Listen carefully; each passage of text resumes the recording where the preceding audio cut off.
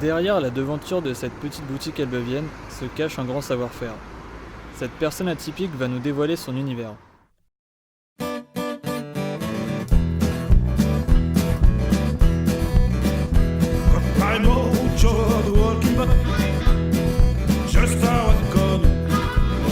Alors je m'appelle Christophe Martini.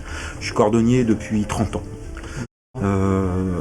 J'ai commencé en 87.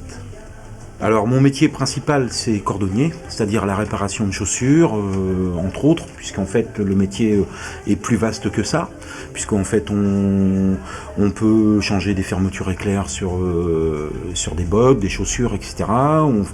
On peut réparer les blousons, on fait des pièces sur les blousons, de cuir évidemment, on change des boutons de pression, enfin voilà quoi, le métier est plus vaste que la réparation de chaussures. Pour être cordonnier, vous pensez qu'il faut quelle qualité finalement?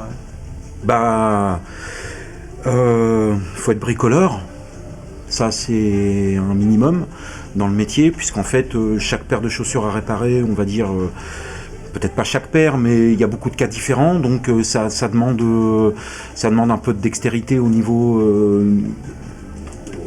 bricolage, parce que toutes les chaussures sont différentes, donc chaque réparation est différente. Voilà, donc ça demande une bonne formation, chose que beaucoup de cordonniers n'ont jamais eu, et c'est le grand dommage, parce qu'en fait une bonne formation permet de faire un travail correct et cohérent, puisqu'en fait comme dans tout métier, voilà, c'est ça. En fait on peut pas s'improviser cordonnier, comme beaucoup de gens l'ont cru à une époque, puis de le croire toujours maintenant, c'est un métier. Voilà, donc il y a des choses à respecter, il y a des règles à respecter, voilà, comme la cordonnerie minute, ça n'existe pas.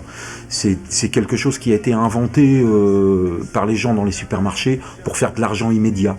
Ça n'existe pas, il faut laisser le temps au col de sécher, il faut laisser le temps, on peut pas bâcler le travail comme ça, c'est pas possible. C'est quelque chose, et ça a nui énormément à notre métier, forcément, puisqu'il y a eu beaucoup de déboires entre les cordonniers et les clients qui faisaient ce genre de travail.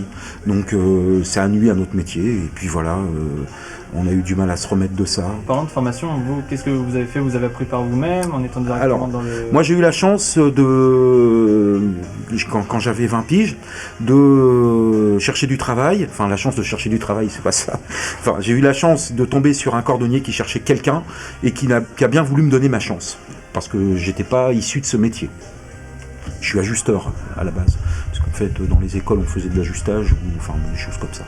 Bon, bref, je suis rentré comme cordonnier chez un petit artisan qui m'a appris le travail. Voilà. Et puis ça m'a intéressé. J'ai continué. Ensuite, j'ai acheté ma propre affaire. Avec mon épouse, on a créé une cordonnerie sur du clair. Et puis c'est parti de là, quoi, voilà. Et en dehors de la cordonnerie, qu'est-ce que vous aimez faire? J'ai beaucoup de passion, moi. J'aime la musique, j'ai un groupe d'ailleurs, donc on se produit régulièrement. J'aime les plantes aussi, parce que les plantes c'est la vie.